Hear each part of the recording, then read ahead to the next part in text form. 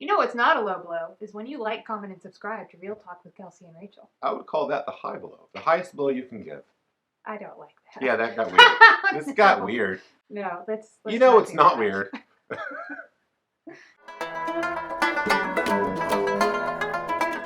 Hey guys, it's your best boxing friends. I'm Kelsey. This is Rachel.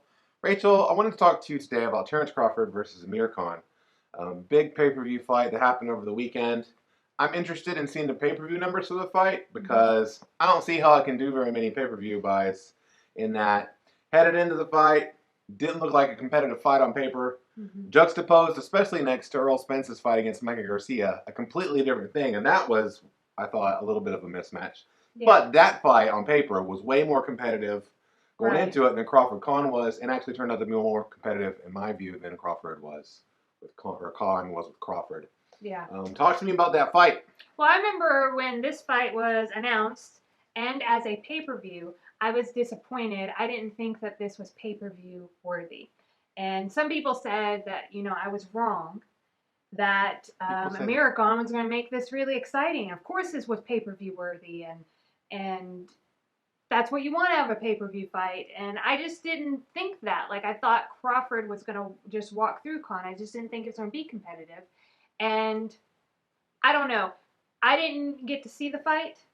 Because it was Easter. I want to make another point is that this is the last couple of years there's been big fights on Easter Saturdays, which to me is just weird.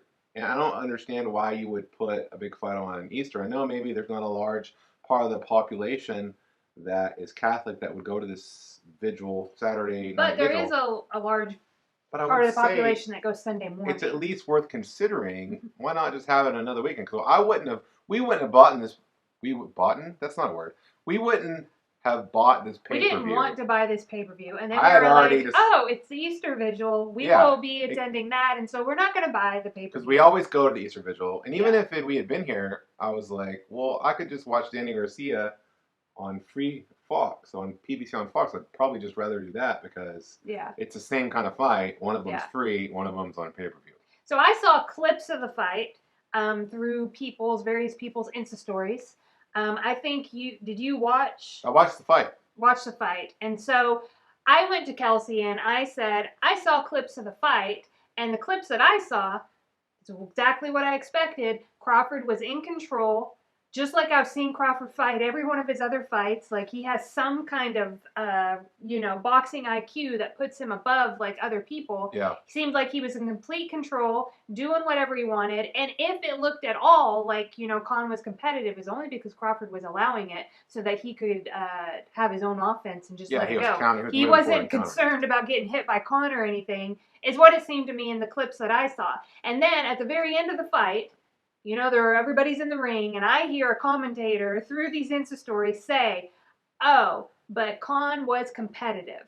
We have to give credit to Khan. He was competitive. He got really hurt in that first round, but he was competitive the rest of the fight. And I was like, really? And I went to Kelsey, and I was like, from what I saw, I don't think so. Like, I was curious what you thought, and Kelsey concurred with me.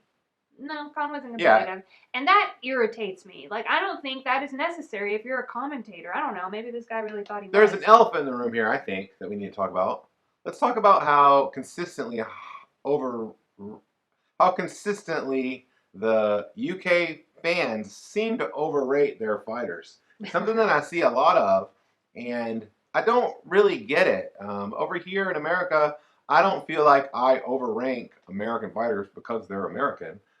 And maybe it's just more, maybe it's less, maybe that's my perception. It's not UK fans. It's fans of Amir Khan, right? I guess I could see myself, if I'm a fan of Amir Khan, or even if I'm a fan of Amir Khan, I've been fans of fighters who were completely outclassed. And Amir Khan was completely outclassed in the fight from the opening bell, and that is not something that I expected. And so there's also something called confirmation bias. Going into the fight, I expected Amir Khan to be more competitive than he was, even though I thought it wasn't really going to end up a very competitive fight. I thought especially in the early rounds he would be successful because of his hand speed. But Crawford was immediately not concerned with Amir Khan's hand speed in the least. Knocked him down in the first round, was countering, hitting clean. And so I don't see, this fight wasn't competitive. I didn't like it on pay-per-view. I don't think the pay-per-view numbers are going to be very high because, Crawford, the only data we have on Crawford on pay-per-view was when he fought Victor Postol, and that's abysmally low. a pay-per-view. Like, I don't think it did 40,000 pay-per-view buys, right? And Amir Khan, who isn't a pay-per-view draw here in the United States. Mm-hmm. And so I don't know how that all of a sudden equals, 300 and let's say 350,000 buys like Spence versus Garcia did. It's not near the same kind of fight, not near as big of a fight. Didn't have all the promotional assets that the Fox has with all their stuff they did through the NFL and stuff like that. Right, so yeah. I don't know. I think it was a dumb fight, but I get why it happened, because if you're promoting or managing Terence Crawford, who I believe is the best fighter in the world pound for pound, who else is he going to fight right now? He needs fights, and yeah, I totally agree with that too. This just wasn't a pay-per-view fight. Like, if you just wanted him to fight a named fighter, and Amir Khan has a name, we all know his name, then that's fine, but it definitely, like, I don't know, it wasn't worth. Like, I feel like Amir Khan, is this going to be the last that he gets to say, like, I deserve this chance? Like, you're done, like, you know, with, I don't want to say you're done in the, like, boxing, but, like, I would prefer if Amir Khan for the rest of his career, however old he is. Because remember, he did the same thing to Mayweather and Pacquiao, the previous generation's greats. And so I'm thinking that there's going to be great fighters that come on in the next generation. And Amir Khan's still going to be around. He's going to be really old then, maybe 40, 50 years old. But he's still going to be talking his way into fights that he can't win. Because he also did it with Canelo, and now with Crawford. Guys, and I love watching Amir Khan fight. How long did he try with Mayweather, you know? Yeah, like, he was the, like, rightful opponent, to, you know? And I see things like, oh, it was a low blow. It was a low blow. It was an unintentional low blow. But Amir Khan didn't continue the fight. He would have continued that fight had he not had his butt handed to him for 6 rounds. For 18 minutes. That happens in boxing, right? There are unintentional I would have been blows. like, yeah, I'm done with this too. I can't win this fight. And he just hit me in the junk or in the leg. Like, screw this, you know? Hey, I did want to ask you one more thing, Rachel, while we're on camera. Yeah. Did you see that Golden Boy has that Golden Boy DAZN Thursday night fight series? But it's not actually on DAZN. So it's called the Golden Boy DAZN Thursday night fight series. Mm-hmm. But you can only watch it on like greenpv.com. So this begs the question, should we change our show to Real Talk with Kelsey and Rachel on DAZN? Because like apparently you can just say that and be part of the DAZN family. And you know how much we love DAZN and the stuff that they're doing, the people that they have over there. So I feel like we could make ourselves the same way Oscar De La Hoya, because maybe Oscar, the question is either why call it that, or like why isn't it on DAZN? One of those two questions. We could be Real Talk with Kelsey and Rachel.